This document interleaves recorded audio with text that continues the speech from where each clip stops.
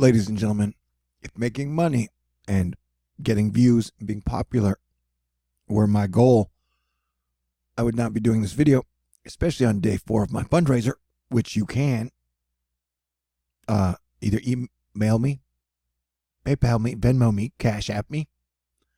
If you want to support THORnews for bringing you the truth in an independent voice from one man who has never really trusted government since, the mid-90s. Okay, so, yeah, if I cared about all that shit, I wouldn't go against the grain because a lot of them are bullyish and militant, but the economy sucks, bro. The global economy sucks, and our economy sucks.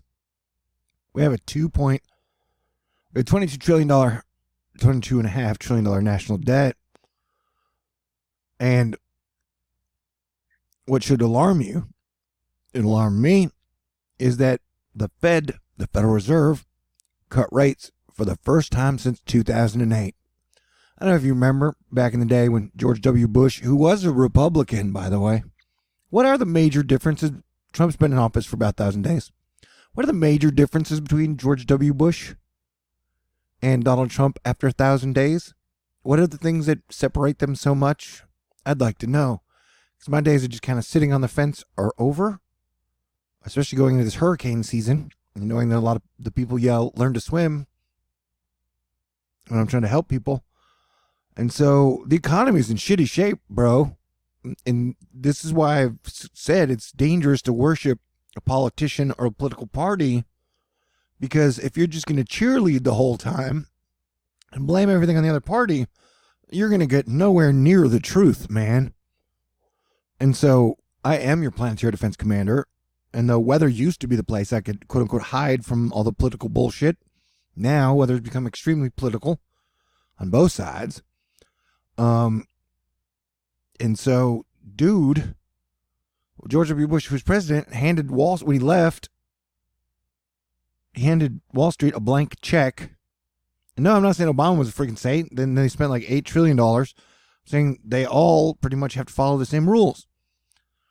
And so there is no surer sign that the economy is in bad shape than having a Fed funds rate cut. The first one since 2008, the big crash where all of the banks almost collapsed. And the whole economy almost collapsed. And then all the politicians were like, hey, let's build a wall, a digital wall, and a law wall to keep these thieves out from doing this again. Oh, no, that didn't happen. They gave him like $16 trillion. And so,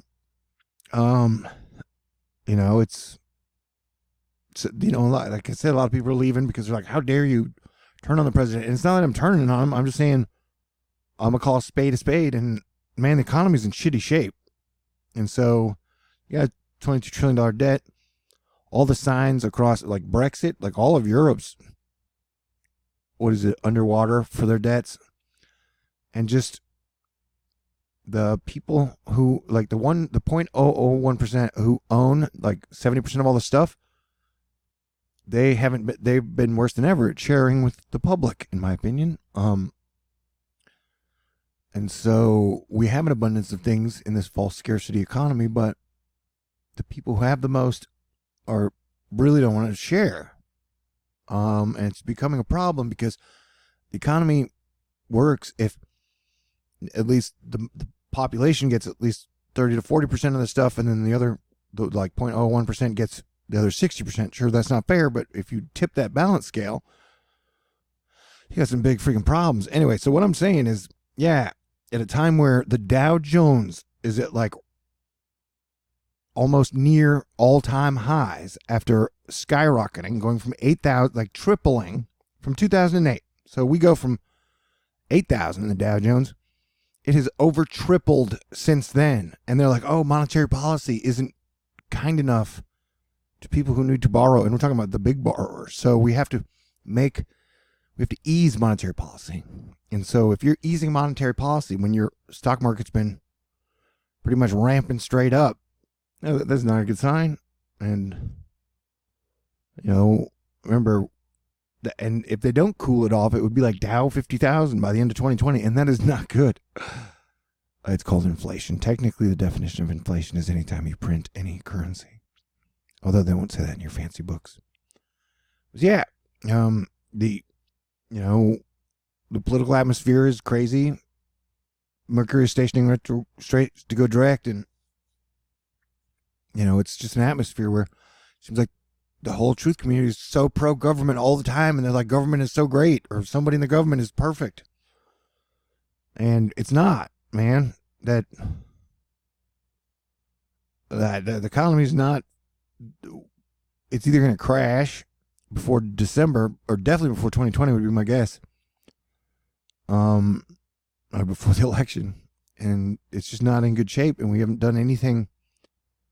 Nobody's watching anything. So I just wanted to say that honestly, in a THORnews honest thing, having the Federal Reserve cut rates for the first time since 2008 is bad. It's a sign that no, shit is not good.